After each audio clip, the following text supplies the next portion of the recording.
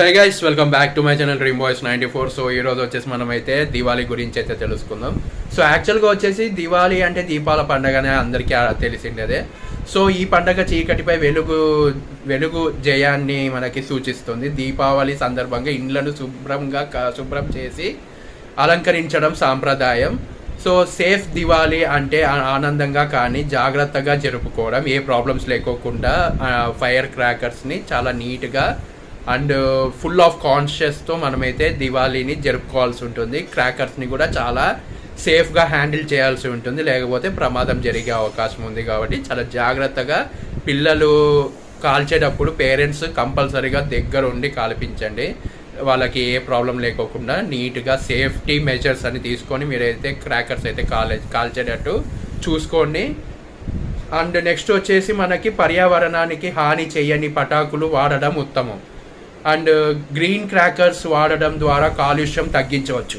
So అందుకే ఇప్పుడు వచ్చే క్రాకర్స్ అన్నింటినీ మీరు గ్రీన్ క్రాకర్స్ అడిగి మళ్ళీ తీసుకొని కాల్చండి. దాంతో అయితే ఏ ప్రమాదం ఉండదు, కాలుష్యాన్ని అయితే ఏమీ ఎక్కువగా ప్రాబ్లం అయితే జరగదు. కాబట్టి ఆ గ్రీన్ క్రాకర్స్ని అయితే కొని కాల్చండి.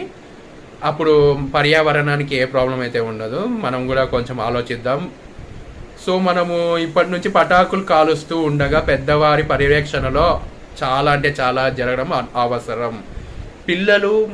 పిల్లలు దివాళీ అంటే చాలా ఇష్టంగా జరుపుకుంటారు, క్రాకర్స్ కాల్చడం చాలా ఇష్టంగా చేస్తారు. కానీ అప్పుడు వాళ్ళు కాల్చేటప్పుడు ఖచ్చితంగా పేరెంట్స్ కానీ లేకపోతే పెద్దవాళ్ళు ఎవరైనా పక్కన ఉండడం చాలా ముఖ్యం. సో మనకు పటాకులు పిల్లల చేతిలో పెట్టకూడదు. మీ చేతిలో నుంచి వాళ్ళకి కాల్పించాలి, కానీ పటాకులు వాళ్ళ చేతిలో అయితే పెట్టద్దు. ఎందుకంటే వాళ్ళ చేతులు చాలా చిన్నగా ఉంటాయి కాబట్టి అండ్ చాలా సున్నితంగా ఉంటాయి. దెబ్బ తగిలితే వాళ్ళు తట్టుకోలేరు. కాబట్టి మీ చేతుల మీదగానే కాల్పించండి. గైస్, పటాకులు ఎప్పుడైనా సరే బయట ప్రదేశంలోనే కాల్చండి. మనుషులు తిరగని ప్లేస్లో కాల్చండి, లేకపోతే మనుషులు ఇబ్బంది పడతారు, మనము ఇబ్బంది పడతాము. ఏ ప్రాబ్లం లేకోకుండా సేఫ్గా దివాళీ జరగాలి అంటే ఖచ్చితంగా బయట ప్రదేశానికి వెళ్ళి ఈ క్రాకర్స్, ఈ బాంబ్స్ ఇలాంటివి అయితే కాల్చండి. అండ్ చెప్పాను కదా, గ్రీన్ క్రాకర్స్ని అడిగి మరీ కొని పటాకులు అయితే కాల్చండి. అప్పుడు పర్యావరణాన్ని కాపాడచ్చు, ఏ ప్రాబ్లం లేకోకుండా హ్యాపీగా సేఫ్గా దివాళీ జరుపుకోవచ్చు.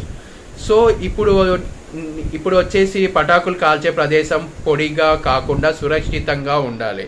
సో చాలా జాగ్రత్తగా అన్ని సేఫ్టీ మెజర్స్, ప్రికాషన్స్ తీసుకొని అయితే చేయండి. జంతువులు భయపడకుండా ఉండడం కూడా సేఫ్ దివాళీలో భాగమే. సో జాగ్రత్తగా అన్నీ చూసుకొని కాల్చండి, చాలా జాగ్రత్తగా ఉండండి.